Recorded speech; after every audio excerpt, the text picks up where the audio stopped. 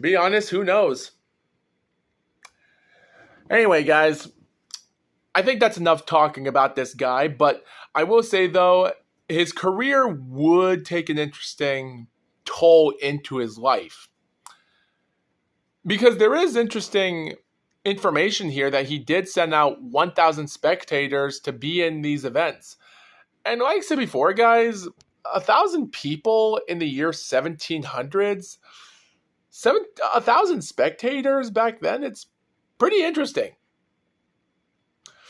And considering, now guys, I did talk about this in one of my last podcasts, saying that women don't have the chance of throwing power shots, and there's a reason why Carissa Shields couldn't defeat Lonnie Daniels.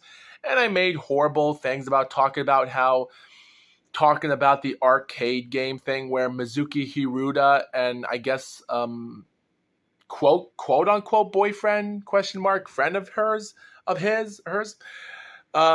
did a punching bag, and the guy threw maybe a 120 amount of speed, and he was hitting harder, and she could barely do 105, and she was throwing the gloves so much that she couldn't hit power because she didn't have dangerous arms than men, I guess. And talking about how Carissa Shields got knocked out by a truck driver in a sparring match, and he only threw no more than just maybe 25% of his power punching. And Carissa Shields' power punches of throwing 100% of her power punches is the same exact punching is 25% loaded by a guy's punch. So it makes us wonder, yeah, there's a reason why women can't score knockouts more than men do. But I'm not saying that. Like, guys, even Eric Rossa, the WBA light heavyweight champion, or former, only has 10 wins and 2 knockouts in his career. So not all men are also not knockout artists, just like Floyd Mayweather wasn't during his later times. So I can't say much about that.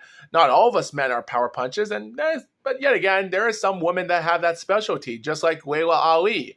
Like, her 24 wins and 21 knockouts weren't a fluke. So some women have that present and a gift of bringing down competitors, and some girls just have gifts of just having that style of boxing. They're not power punchers like Carissa Shields. So, which is also the reason why it's hard for me why we should organize Carissa Shields taking on a past prime woman like Ali.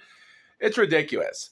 But yeah, hearing the information of James Figg saying that he trained men and women back in the 1700s, because guys, back in the old days, women weren't much back in the old days, women were no more than house cleaners and other stuff. Well, I guess, well, not always. Well, back in the 1900s, there was, like, guys, for instance, if you had to look up the first Olympic sports, and I'm going to look it up now just to correct myself here, quite frankly. Guys, if you look up the first ever Olympic Games, the Summer Olympic Games, and you had to go by year, in 1896, the Olympic Games only had 241 athletes, all males. And by 1900, surprisingly, they had 1,226 athletes. All male? Well, let's not get into that yet, because here's the real thing. Now, in 1900, women were in the Olympic Games in 1900, including one named Charlotte Cooper, the first individual female Olympic champion in tennis. But back in those days, women were wearing long dresses. When I say long, I mean it touches to their toes. So I really can't say much about that. Like, take that for what you will, but definitely, that was the whole thing. So tennis was in the sporting event at the time. Whatever you like to say about that, but the real sport, even in tennis, which is, can't say much about that, but they did have another sport for women as well that around that time as well. Golf. In 1900, ladies and gentlemen, golf was introduced to the Olympic Games. They did introduce it in 1904. Of course, it was all dominated by American people. Well, except Canada did win off a gold medal in 1904 by someone named George Leon from Canada, became the individual champion in Canada. So that was something. And of course, guys, we would have to wait until 2016 until the Olympic Games brought golfing back. Which, in honestly, guys, I actually like that they organized golf as a sport in the Olympic Games. But in 1900, guys, men's golf and women's golf were part of the sport. There's only one problem.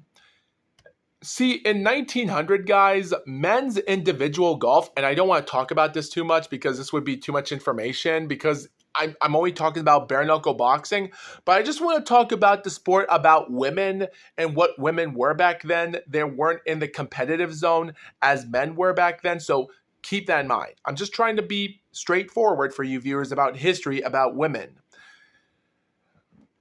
But guys, back in 1900, Charles Sands became the gold medalist after defeating two British fighters that were in the running for bronze and silver. And Walter Rutherford finished second with a score of 168. And Charles Sands finished first with scoring an 82 and an 85 after 2 rounds with a 167. And of course, he won by 1 stroke. Keep this in mind, guys. The men only played 2 rounds, meaning they only played 36 holes of golf, which I kind of like that. So that was the entire competition. And fun fact, the entire competition was held on October the 2nd, 1 full day. So they had to play 18 holes in 1 single day. As for women's golf, well, the Americans dominated. And the woman that won was none other than Margaret Abbott from America. She squeaked out a win against a silver medalist that was from Switzerland, and a lot of the other females were from France, and a couple were American, and France went on to third. Yeah, the Switzerland fighter finished second with a score of 49, and Margaret Abbott finished first with a 47. Yeah, 47. On October the 3rd, the next day, women only played 9 holes of golf. Just 9 holes of golf. Fun fact, Margaret Abbott also had her mother there at that time, and she played 9 holes of golf and scored a 65. And by the way, there were only 10 females that were in competition that day, so not a lot of competition. But as for men's golf, well, not a lot of competition either. They only had 12. So it was just, back in those days, the Olympic Games were still a new thing. But yeah, a 47 after playing 9 holes, interesting. But yeah, seeing women with long dresses, and yes, they had long dresses, pretty much. So it was an uncomfortable thing for them to learn how to swing a golf club while their dress was giving them a hard time. I'm sure it was hard for the gold medalist to score 47 by 2 strokes. But yeah, playing 9 holes of golf with long dresses, even though the month was October, so who knows if it was cold or hot that day. But yeah, just goes to show you, it was pretty tough. So those were the first years of women's sports in the Olympic Games during the start of the 1900s. And you have information of this guy that would be the first boxing promoter hosting fights with male and female. It's surprising. But I still question in the 1900s, just like bare knuckle boxing, women's boxing is so hard because I couldn't find information about champions in the 1900s of women's boxing, and they're so scarcely hard to find. So I really don't know. I really don't know what to say about that, because I do question the understanding about this. So what do I have to say about James Figg? He was a pioneer in the world of boxing. A real pioneer that did a lot of interesting things. And he moved on pretty good. And there's still some fun information about him, such as on June the 6th, 1927, he defeated one of his, a guy named Sutton at the Former's Amphitheater before the audience of 1,000 fans, and including Prime Minister Robert Walpole and the poet Laundrette of Colley Kibber, and the satirist of Jonathan Swift. Now, guys, we don't know how many fans were there, depending on the gender-wise, but I'm sure not a lot of women at the time were there. Like, guys, back in the 1800s and before the end of the era of bare-knuckle boxing, and before the 1900s, a lot of men were the spectators of bare-knuckle boxing. And the thing was, even during the 1900s and so on, they did had when motion pictures were invented by Thomas Edison, almost by Thomas Edison. Keep that in mind, guys. Almost Thomas Edison invented the camera. Almost. Just keep that word in mind. Almost. During a time, there was information that women spectators were mostly, at the time, were not much into spectators at the time until Jack Dempsey. I think it was like when Jack Dempsey became world heavyweight champion after World War II, they did say that they had the first crowd of women that were in a sporting event as spectators. So it does make you wonder how this guy can promote on fighters with men and women back in the 1700s. But I guess in Great Britain back then, it was a lot different than in America. So I really can't put them to the same because they're different. So I do have to learn more history about that. But it is interesting when you hear this guy's story. Now, of course, guys, here's the thing that some people might come to an end. You see, in October of 1730, on the Ipswich Journal reported the invisible Mr. James Figg. Invisible? At the amphitheater of Mr. Holmes, an Irishman who keeps an inn hotel at Youghal near Waterford in Ireland, and came into England on purpose to fight this English champion. It was reported that during the bout, Holmes had his wrist cut to the bone and was therefore forced to retire. It was stated that this fight was the 171st contest Figg fought without defeat. So, guys, I don't know if that's true or not. So it is interesting that they said this is like 271 contests. So you're telling me that this guy had 271 fights without a defeat? Guys, that's hard to understand. Just like the bare-knuckle fighter that passed away in 2017, that was a friend of Muhammad Ali, which he passed away like a year after Muhammad Ali passed away, and so on, about the documentary when he was there for only a minute. It's hard to understand that record. But guys, just like Gene Tunney stated that he retired undefeated, when in reality, it was hard because it said that when he retired with over 70 wins and a few draws, it said that decades later, it said that he suffered his first ever loss by a newspaper decision.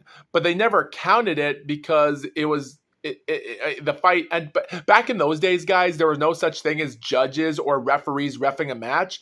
Well, to be honest, after James J. Jeffrey retired from boxing, he did ref some of the fights for Tommy Burns and awarded the fight as a draw in some fights. So I guess it was, can't say much about that. So yeah, I think it's pretty interesting to look at those, like putting those pieces together is pretty interesting when understanding the fortitude of that. Because like, guys, you have to understand, Gene Tunney, they said that he retired undefeated, but now decades later, we realize that he had suffered his one and only professional loss, even after his title defenses against Jack Dempsey and a fight he fought against someone else a year later when he retired.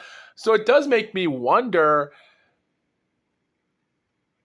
which is kind of interesting, because it is interesting to look at this and say to yourself that it's hard to believe that James Figg has an undefeated record. Like, guys, 271 wins is ridiculous.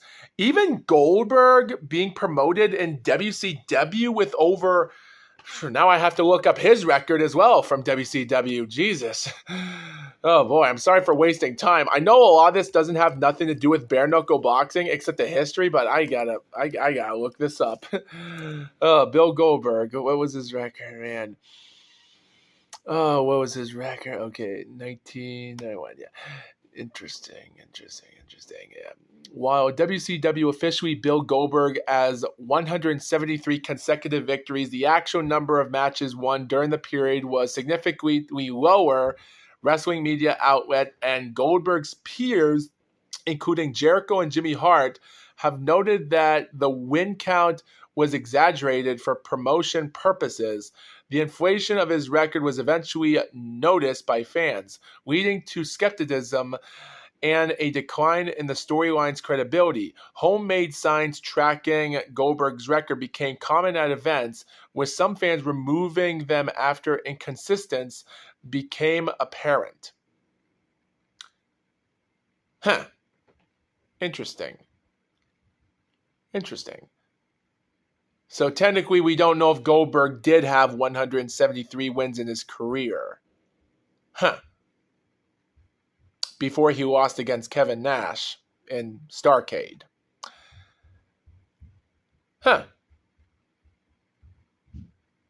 Interesting. That's actually pretty interesting. I did not know that history was true. Yeah, so 173 wins, and we don't even know if Goldberg did have 173 wins before he lost. Dang, this is actually pretty interesting. There's a lot of interesting information I haven't heard of before. Man, and Goldberg is only 58 years old? Jeez, I thought he was actually a decade older. I thought he was almost a few years younger than Hulk Hogan. Jesus. Man, this is crazy. So wait, how old was Goldberg at the time when he was in 1997? He was only 30 years old. So 97. Okay, so he was around 30 years old when he actually started. Sheesh.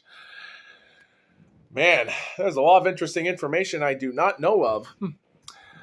So yeah, it is interesting. So technically, James Figg, because this was his 271st win, which was said by reported on the Journal of the Suffolk Journal of Ipswich.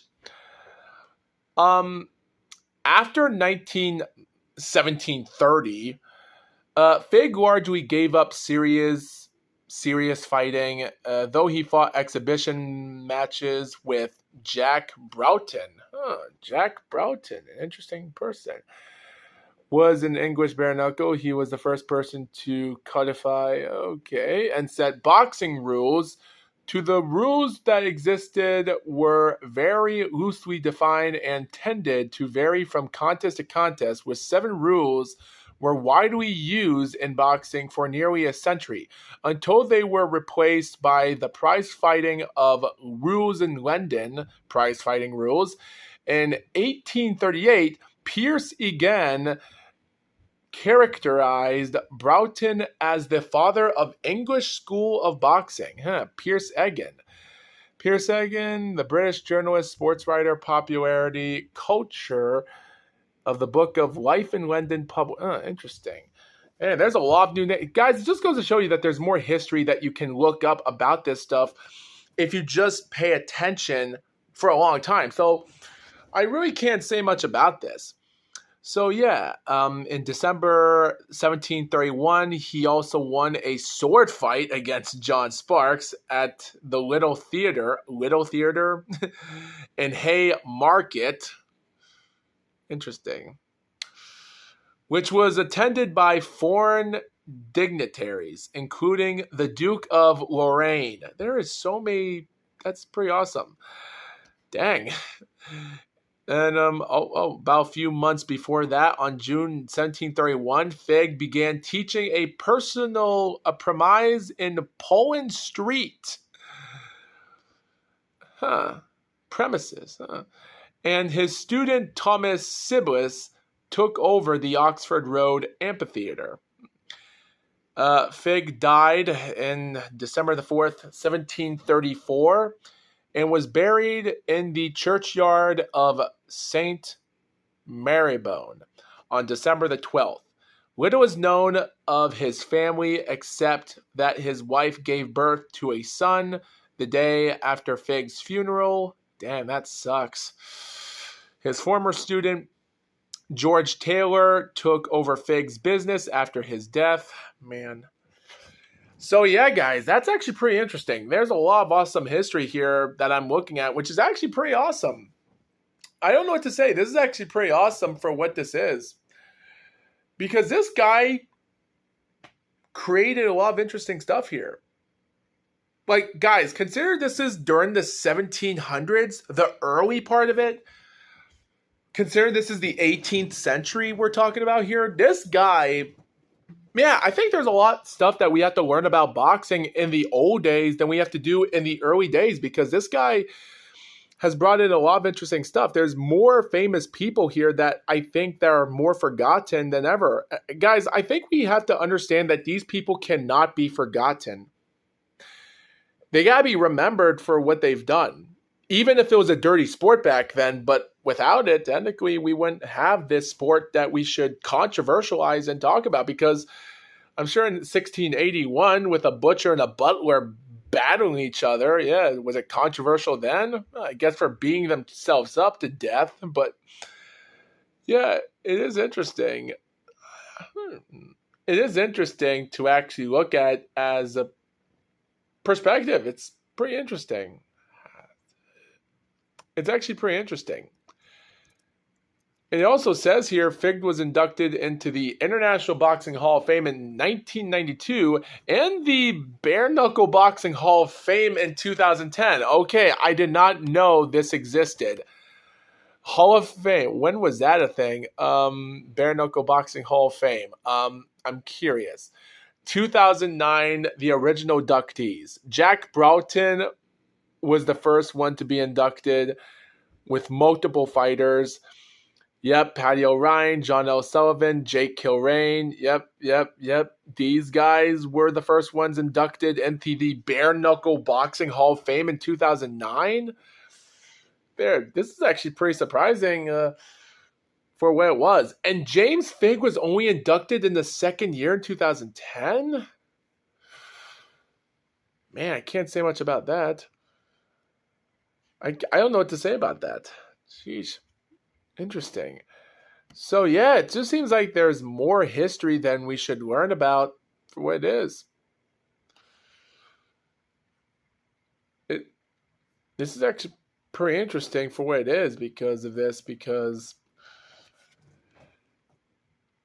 guys, I'm already lost for words, but for all due to respect, I will say though, with everything being said in this entire episode, actually this was pretty interesting to look at. Because looking at this right now, I will say though, it's pretty interesting to look at this and think to yourself, man, how ironic is this? Because I look back at this stuff and I do see a lot of interesting stuff here that this might be really interesting. Because I will say, though, I think for the sport of boxing here is interesting. What's the last thing he has? A blue plaque dedicated to him was unveiled at the James Figg pub, formerly the Gravehound Inn Hotel, in Cornmarket, Thame on April the 14th, 1911. 2011, okay. Okay, so I guess there's some people that aren't forgotten into this world, but yeah. It is interesting to see this guy right now, which is interesting because there's some interesting photos I'm looking at here, which is pretty interesting at the time, which is kind of funny. Like I will say though, take this for what you will. Considering that this guy passed away around 34 years old, if he was born in the 1700s, unknown. But technically, all I can say is, considering this was mostly, even though he was the first ever international boxing match, considering he was the first like promoter, it is amazing to see this guy work so much into the world of boxing. I will say though, there's a lot more history to this stuff than what it is. Because I will say though, there is actually a little bit of interesting. I will say though, it's actually pretty interesting to look at because as I'm looking at this, it is interesting to look at this because even before Jack Broughton, even though the first current boxing that was originated from James Figg, as the organizer, he was cutting a lot of interesting stuff in boxing here. As a pugilistic foundation and charged himself as a professional, as a noble science of defense, and instructed a lot of great fighters. And it just goes to show you, I think there's more to this than meets the eye. But yet again, if I had to talk about every other historical fighter as of right now, we'll be here all day. And with Jack Broughton being another champion or so, I will say though, there's more to this than meets the eye. Guys, I just forgot something. Considering the video is now 49 minutes, guys, I just forgot. I just forgot to tell you viewers this. I forgot. This is not Mr. Glow podcast. This is Shotgun Saturday Night. I completely forgot this was actually... Guys, I completely forgot this was Shotgun Saturday Night, and I couldn't stop talking so much that I forgot this wasn't the Mr. Glow podcast. Oops.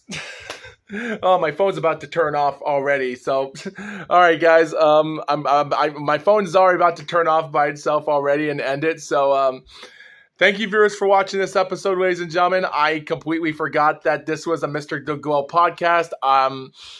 I guess I better upload these two episodes separately, guys.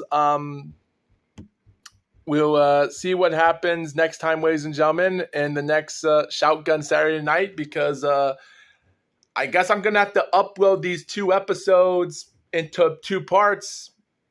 So, guys, if you viewers are watching this, well, good luck. Hope you viewers enjoy it, and I hope you guys enjoy the history. And with that being said, Foxwolf will be out.